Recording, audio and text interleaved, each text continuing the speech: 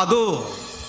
దేవుడే పిల్లల్ని ఇస్తాడు. ఎప్పుడు పిల్లల్ని ఇస్తాడు? ఆ తల్లి ఎవరైతే ఉందో గొడ్రాలి దేవునితో నిబంధన చేసుకోవాలి. నిబంధన చేసిన ప్రతి తల్లికి పిల్లలు పుట్టారు.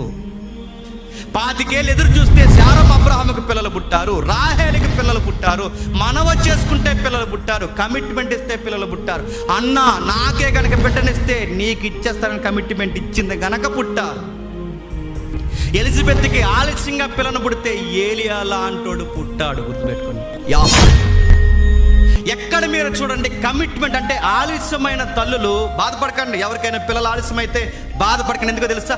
పిల్లల్ని ఏ బాధ ఏ ఒప్పుకోలు లేకుండా కనేసిన తల్లుల లెక్క వేరు, మీ లెక్క వేరు. ఎందుకు తెలుసా? దేవుడికి మీరు ప్రత్యేకము. ఎంత ప్రత్యేకమో తెలుసా? అందరి గర్భాలు తెలిసిన దేవుడు మీ గర్భాన్ని ఇంకా ఎందుకు తెరవలేదంటే మీ నుంచి ఏదో దేవుడు కోరుకుంటున్నాడు. ఆయన కోరుకున్నది మీరు చెప్పేస్తే బంగారం లాంటి బహుమానాలు తెచ్చి మీకు ఇస్తాడు. యోసేపు లాంటి, ఇస్సాకు లాంటి, అన్నాకు పుట్టిన సమూయేలు లాంటి వ్యక్తిని, ఎలిజబెత్కి పుట్టిన బాప్టిజం ఇచ్చి యోహాను లాంటి వ్యక్తిని ఇస్తాడు నీకు. వీళ్ళందరూ పిల్లలు వేరు, ఈ పిల్లల వేరు, ప్రత్యేకం. గుర్తుపెట్టుకోండి.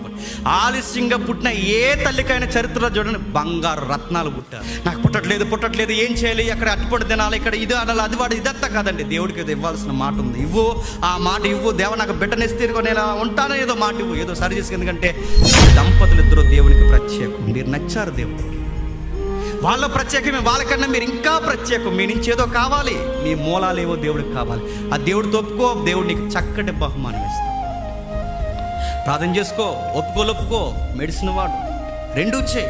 దేవుడు తెరవాల్సిన టైంలో దేవుడు ఖచ్చితంగా కార్యము చేస్తాడు. నేను చూసిన కేసులు చెప్తున్నాను. 20 సంవత్సరాలు వెయిట్ చేసి కేవలం దేవుని నమ్ముకుని వైద్యం చేయించుకుంటే 20 సంవత్సరాల తర్వాత బంగారం లాంటి బంతులు కన్నా తల్లున్నది. 30 సంవత్సరాల తర్వాత పిల్లల కన్నా తల్లున్నది. ఏ రోజు దేవుడి మీద సనగలేదు, ఏ రోజు మూఢనమ్మకం దగ్గర పోలేదు, ఎప్పుడు పండు తినలేదు, రాయి మీద రాయట్లేదు.